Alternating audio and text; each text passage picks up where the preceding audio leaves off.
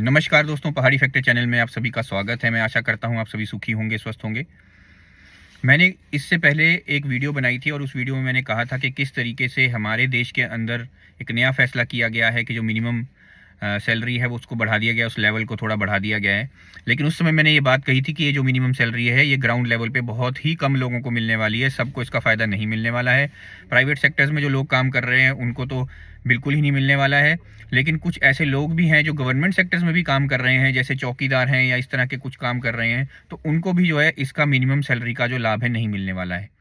यहाँ तक कि जो कॉन्ट्रैक्ट की जॉब्स निकलती हैं, ये भी आपको सोचना होगा, जो कॉन्ट्रैक्ट की जॉब्स निकलती हैं या फिर किसी भी प्रकार से जो आउटसोर्स्ड की जॉब्स निकलती हैं, तो उस जॉब्स के अंदर भी जो लोग काम करते हैं उन लोगों को पर्याप्त सैलरी नहीं मिलने वाली है। जो मिनिमम सैलरी का उन्होंने क्राइटेरिया रखा है, उस मिनिमम सैलरी के अंदर वो लोग नहीं आने वाले हैं, उनको वो सैलरी नहीं देने वाली है। मैं ये नहीं कह रहा हूँ कि सरकार नहीं देने वाली है, ये एक सोच की बात है, ये एक समझ की बात है, लेकिन मैंने खुद देखा है कि इस तरीके से लोगों को नहीं मिलती है। आज भी नहीं मिलती है, पहले भी नहीं मिलती है, और अब मुझे नहीं लगता कि आगे भी कभी मिलेगी। मुझे मालूम नहीं है इस बारे में, लेकिन सच्ची बात यही है कि जितना मैं समझता हूँ, जितना मेरा एक्सपीरियंस है, उस एक्सपीरियंस के आधार पर मुझे लगता नहीं है कि ये सैलरी किसी को मिलने वाली है। उसी बात को थोड़ा आगे ले जाते हुए मैं आज बात करने वाला हूँ उन लोगों के बारे में जो लोग प्राइवेट सेक्टर में काम करते हैं, प्राइवेट इंडस्ट्रीज में काम करते हैं। उन लोगों के साथ क्या होता है, उनकी क्या सच्चाई है, आज मैं आपके साथ वो सच्चाई शेयर करने वाला हूँ। देखिए, मैंने बहुत साल प्राइवेट इंडस्ट्री में काम किया है।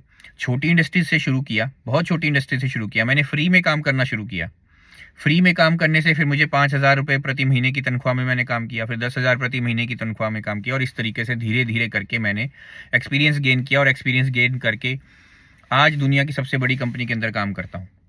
तो मुझे बहुत वाइड एक्सपीरियंस है इंडिया के अंदर किस तरीके से इंडस्ट्रीज काम करती हैं, फॉरेन कंट्रीज़ में इंडस्ट्रीज़ किस तरीके से काम करती हैं, सैलरीज किस तरीके से दी जाती हैं, ट्रीटमेंट किस तरीके से दिया जाता है, वो बहुत ज़्यादा ज़रूरी है। जितने भी हमारे वो लोग जो बेचारे अनफॉर्चुनेटली उनको प्राइवेट इंडस्ट्रीज़ में काम करना पड़ता है, क्योंकि सरकारी नौकरियों का तो आप सब जानते ही हैं कि क्या हाल है हमारे देश का। तो उस वजह से जो बहुत सारे नौजवान हैं, बहुत सारा जो यूथ है, वो जब जैसे ही वो अपना डिग्री कंप्लीट करता है या कोई एजुकेशन कंप्लीट करता है, चाहे वो आईटीआई करता हो, कुछ भी वो करता है, चाहे डिप्लोमा कर रहा हो, कुछ भी वो जो डिग्री अपनी कंप्लीट कर रहा है, उस डिग्री के बाद जब वो नौकरी के लिए जाता है तो उसे मजबूरन प्राइवेट नौकरी की तरफ जाना पड़ता है। और प्राइवेट नौकरीज में बड़ी से बड़ी इंडस्ट्रीज़ और छोटी से छोटी इंडस्ट्रीज़ ये है हमारे देश के अंदर।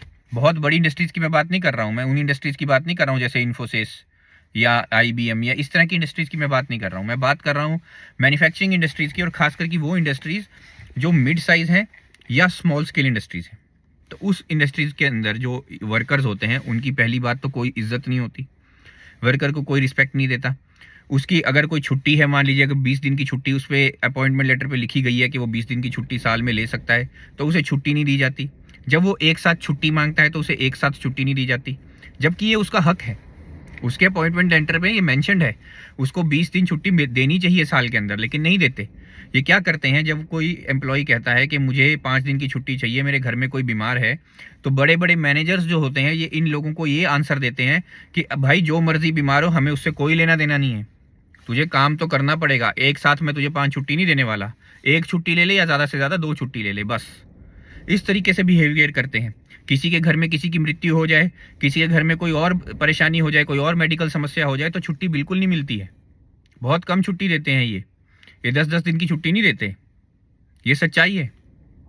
और वहाँ पे जो वर्कर्स है उनकी जो कंडीशन है, जिस कंडीशन में वो काम कर रहे होते हैं, उनकी कंडीशन बहुत बुरी हालत होती है उनकी। वहाँ पर आप जाओगे देखोगे तो उनकी बहुत बुरी हालत है। उनके हेल्थ एंड सेफ्टी का कोई ध्यान नहीं रख रहा। वो बड़ी बड़ी मशीन्स के अंदर काम कर रहे हैं, उनके पास बेचारों के पास हेलमेट नहीं है, प्रोटेक्टिव कोई गियर नहीं है, कपड़े नहीं है, प्रोटेक्टिव ग्लव्स तक नहीं है उनको दिए हुए। वो किसी भी तरीके से बेचारे काम करे जा रहे हैं। अब मजबूरी है, काम तो करना है, रोटी तो कमानी ही पड़ेगी। अब रोटी कमाने के लिए कुछ तो करना ही पड़ेगा, तो इस वजह से वो मेहनत का काम कर रहे हैं, वो मुशक्कत का काम कर रहे हैं। वो अपने हेल्थ एंड सेफ्टी की डिमांड भी नहीं कर रहे हैं। वो कोशिश भी करें, चाहे जितनी मर्जी वो डिमांड करें, उनको हेल्थ एंड सेफ्टी की इक्विपमेंट दी जाए, लेकिन उनको नहीं दी जाती। ये सच्चाई है। उनसे ओवर टाइम कराया जाता है। अगर उनका जो काम है वो 8 बजे से लेकर 5 बजे तक का काम हो, तो उन्हें 8 बजे से 5 बजे तक काम नहीं करवाया जाता। उनको 7-7 बजे, 8-8 बजे, 9-9 बजे तक काम करवाया जाता है रात के, और उनको कोई इसका एक्स्ट्रा पैसा नहीं दिया जाता। जबकि लीगली उनको एक्स्ट्रा पैसा देना चाहिए, लेकिन लीगल बात पे जाता कौन है, लीगल चीज़ों को सोचता कौन है? कौन सोच रहा है कि लेबर लॉज का इम्प्लीमेंटेशन सही तरीके से हो रहा है या नहीं हो रहा है? कौन ये देखता है कि इंडस्ट्रियल लॉ का सही तरीके से इम्प्लीमेंटेशन है या नहीं है हमारे देश के अंदर? लेकिन सच्चाई है, मैं आपको सच्चाई बता रहा हूँ। ये बहुत सारे लोग मुझसे इत्तेफाक रखेंगे, जो लोग इन इंडस्ट्रीज में काम करते हैं वो समझेंगे इस बात को, वो जानेंगे इस बात को, उनके साथ ऐसा होता है।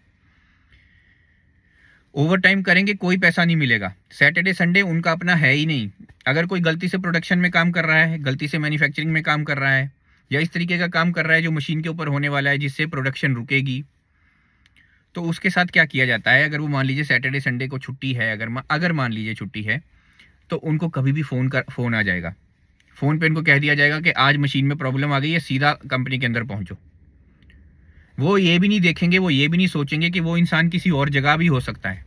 वो ये भी नहीं देखेंगे कि उस इंसान के घर में कोई और मुसीबत भी पड़ी हो सकती है।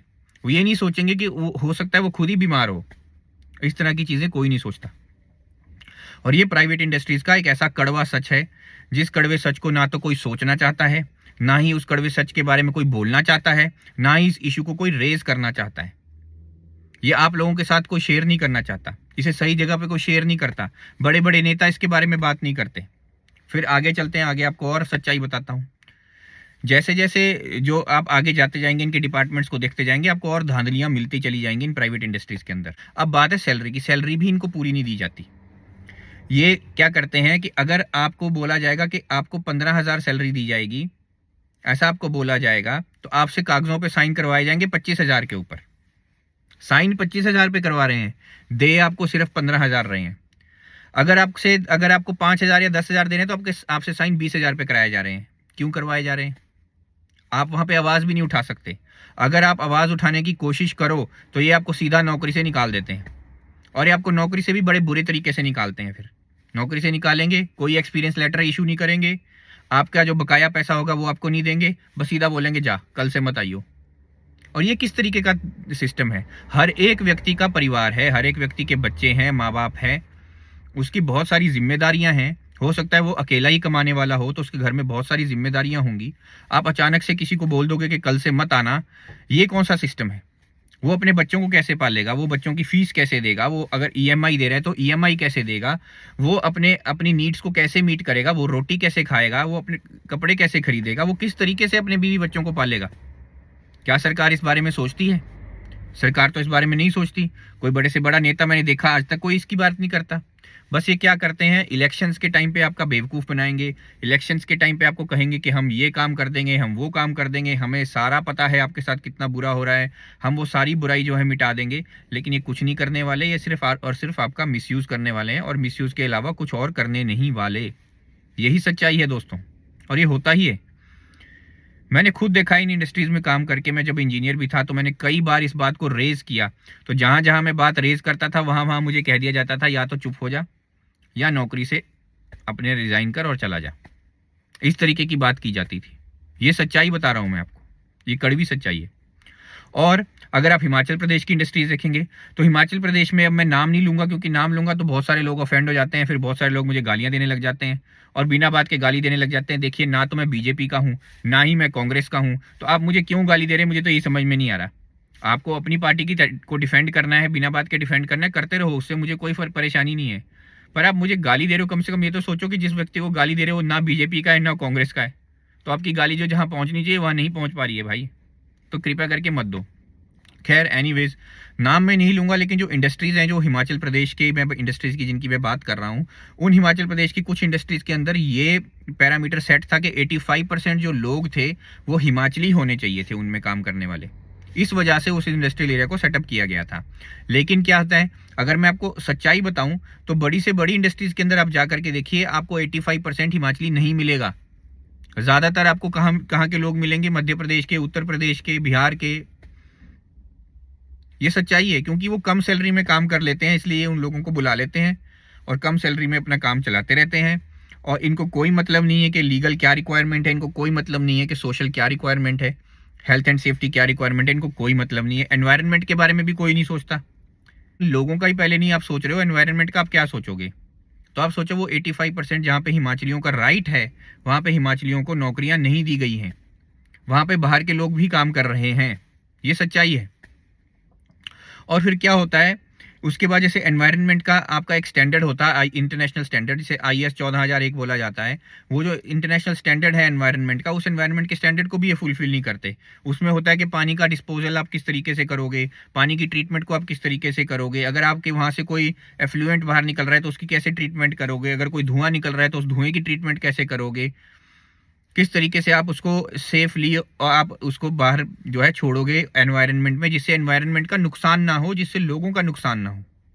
ये सोच करके ये सारा स्टैंडर्ड क्रिएट किया गया है और इस स्टैंडर्ड को फॉलो हर इंडस्ट्री ने करना है, लेकिन इंडस्ट्रीज नहीं कर रही हैं। हालांकि वो सर्टिफाइड हैं, उन्होंने सर्टिफिकेट ले लिया हुआ है, लेकिन वो उस चीज़ को फॉलो नहीं करती। फिर क्या होता है, फिर होता है एक ऑडिट। अब ये ऑडिट बड़ी मज़ेदार चीज़ है। ऑडिट कई प्रकार के होते हैं, इनमें इंटरनेशनल स्टैंडर्ड का IS ऑडिट भी होता है, जिसमें IS 9001 क्वालिटी का है, 14001 है जो एनवायरनमेंट का है, इस तरीके से सेफ्टी का भी है। तो जितने भी है, ये 18001, 14001, जितने भी इंटरनेशनल स्टैंडर्ड्स बने, ये हर स्टैंडर्ड को फॉलो करना होता है। उसके कुछ पैरामीटर्स होते हैं, उस पैरामीटर्स को फुलफिल करना होता है। तो इनको पहले ही पता चल जाता है कि ऑडिट कब होने वाली है। तो ये अपनी इंडस्ट्री को बड़ा चमका के रख देंगे उस दिन, जिस दिन ऑडिट होने वाली है। जो ऑडिटर्स आएंगे उनको कुछ ये गिफ्ट्स दे देंगे। गिफ्ट क्या देंगे, कुछ ना कुछ खरीद करके, कुछ पैसा होगा, कुछ और चीज़ें होंगी, उस तरह की चीज़ें ये गिफ्ट के रूप में दे देंगे ऑडिटर को। ऑडिटर जो आएगा वो ऐसे ही थोड़ा बहुत घूमेगा दिखावा करने के लिए, और उस पर साइन कर देगा फाइल पे और चला जाएगा। तो ये पास हो गया ऑडिट। ये मैं इंटरनेशनल स्टैंडर्ड्स की भी बात कर रहा हूँ, उसमें भी कई बार ऐसा होता है, क्योंकि इंटरनेशनल स्टैंडर्ड्स को देखने के लिए भी ऑडिटर भी तो आपके देश से ही आ रहा है ना। तो आपके देश में यही तो प्रॉब्लम है कि कोई जो है वो ईमानदारी से अपना काम करना ही नहीं चाहता।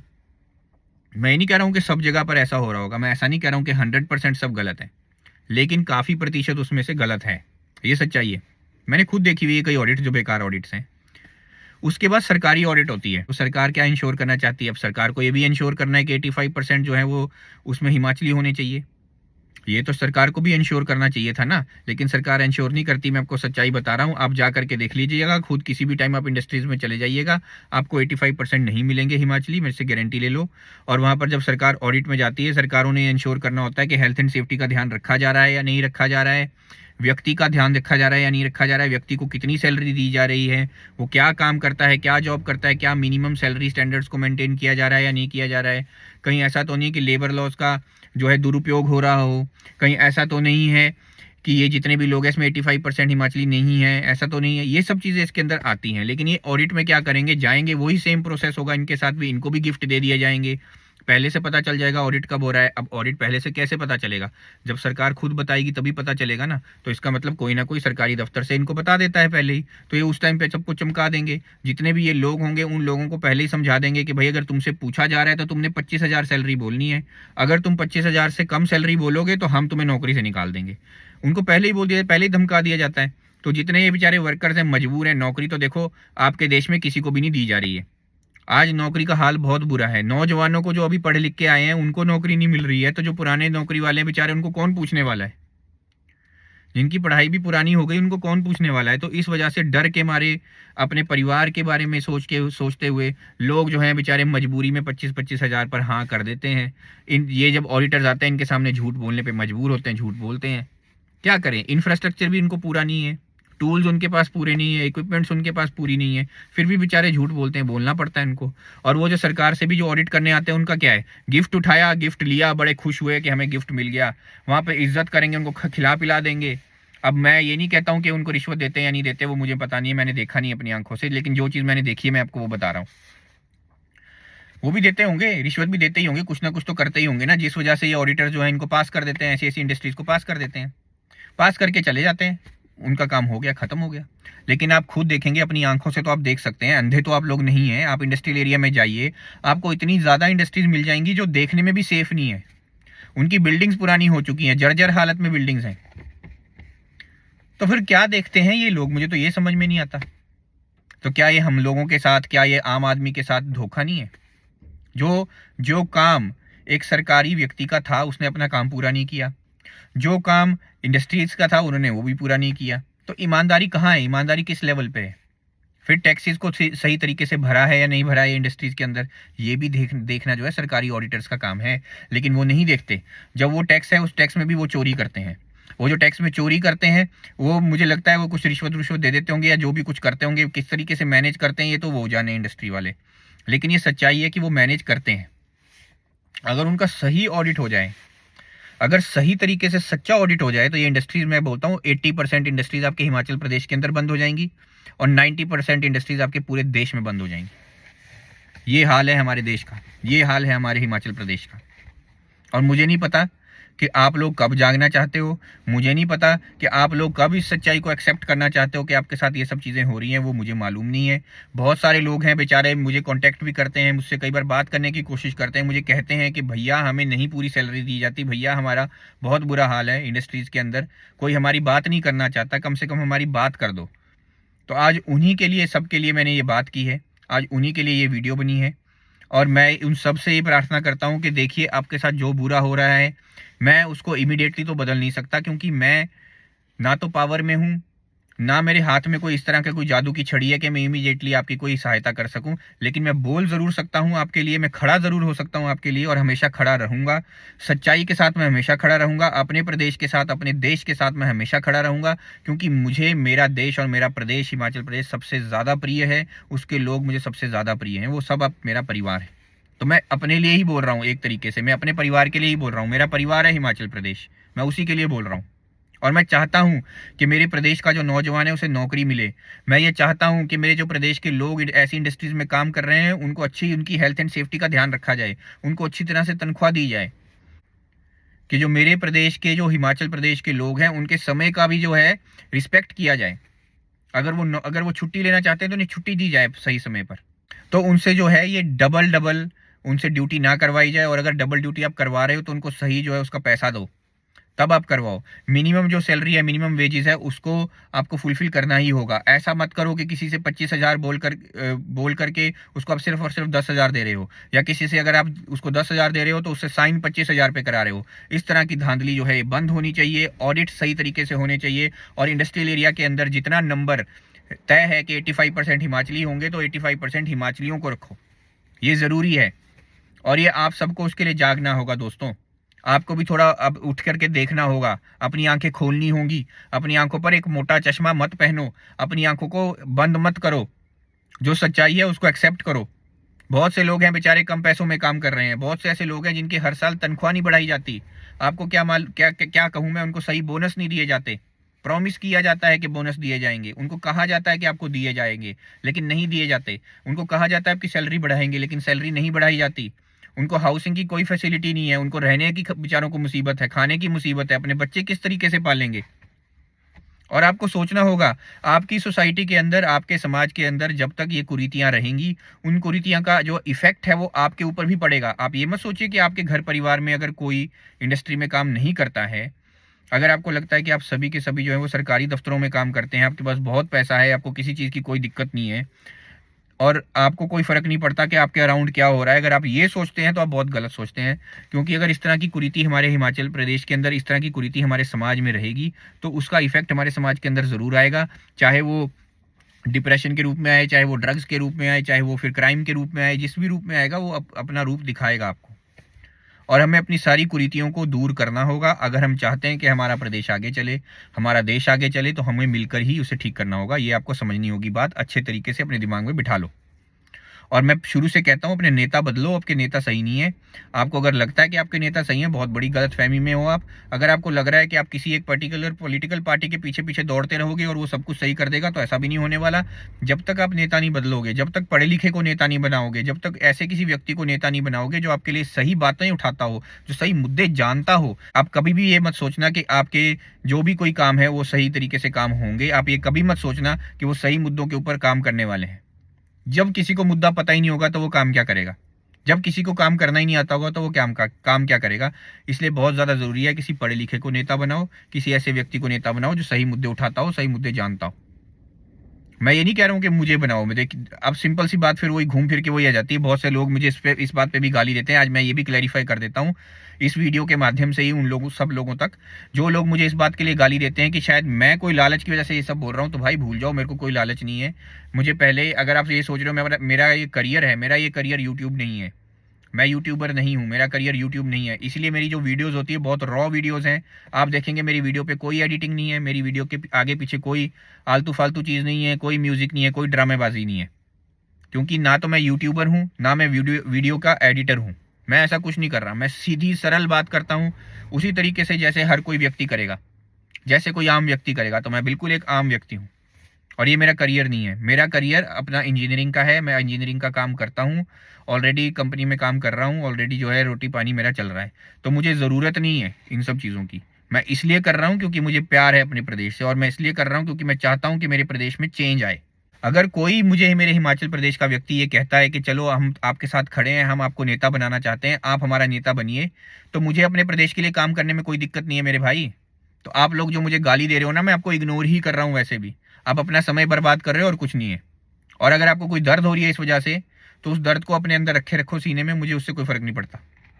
क्योंकि मेरा पूरा फोकस मेरा हिमाचल प्रदेश है, मेरा पूरा फोकस हिमाचल प्रदेश के सही मुद्दे उठाना है, और मैं उठाता ही रहूंगा। गलत के खिलाफ मैं हमेशा खड़ा ही रहूंगा। ये सच्चाई है। अब किसी को बुरी लगती है तो बुरी लगे, किसी को अच्छी लगती है तो अच्छी लगे। आप सभी लोगों से मेरी ये प्रार्थना है, ये मैं आप सभी लोगों को ये कहता हूँ, हाथ जोड़ करके मेरी विनती है कि सही मुद्दों की तरफ आप भी थोड़ा जो है अपना फोकस रखिए, जिसकी वजह से जो मीडिया है वो भी सही मुद्दे कवर करना शुरू करे, और ये जो नेता हैं ये भी सही मुद्दों के ऊपर काम करना शुरू करें। क्योंकि आप लोग भी सही मुद्दे नहीं देखते तो ये दोनों जो पार्टीज हैं ये भी काम नहीं करती। जब आप सही मुद्दे नहीं उठाओगे, जब आप सही मुद्दों पे सवाल नहीं उठाओगे, तो नेता को कोई फर्क नहीं पड़ता। नेता चुपचाप घूमता फिरता रहेगा, उसको मजे लगे रहेंगे। उसको क्या है, उसको पता है कि जनता अपनी आराम से ठस बैठी है, मुझे क्या करना है, मुझे क्या जरूरत है हर जगह कुछ भी बोलने की। नेता नहीं बोलेगा। जो आपके मीडिया चैनल्स वाले हैं उनको भी पता है कि अगर हम इस तरह की कोई कवरेज दिखाएंगे तो आजकल की जनता को ये सब देखना ही नहीं है, आजकल की जनता ने इस तरह की बात सुननी ही नहीं है। तो हमें क्या ज़रूरत है, हम भी अपनी ऐड चलाएंगे, हम भी आलतू फालतू की चीज़ें चलाएंगे, हम भी वायरल वीडियोस सोशल मीडिया से उठा उठा के चलाते रहेंगे, सही हो या गलत हो। हमें क्या करना है, हम क्यों काम करें। तो जब तक आप फोर्स नहीं करोगे, जब तक आप इस तरीके का कोई ऐसी सिचुएशन क्रिएट नहीं करोगे कि उस सिचुएशन में इन दोनों पार्टीज को काम करना पड़े, तब तक जो है बदलाव नहीं आने वाला। आप इस बात को अच्छी तरीके से समझ लो। मैं यही प्रार्थना करता हूँ, सही मुद्दे उठाओ, सही मुद्दों को जानो, और सही मुद्दों की तरफ अपना जो है फोकस रखो, और उसी को ध्यान में रखते हुए किसी व्यक्ति को आप नेता चुनो। मुझे सुनने के लिए धन्यवाद। आपका दिन शुभ हो।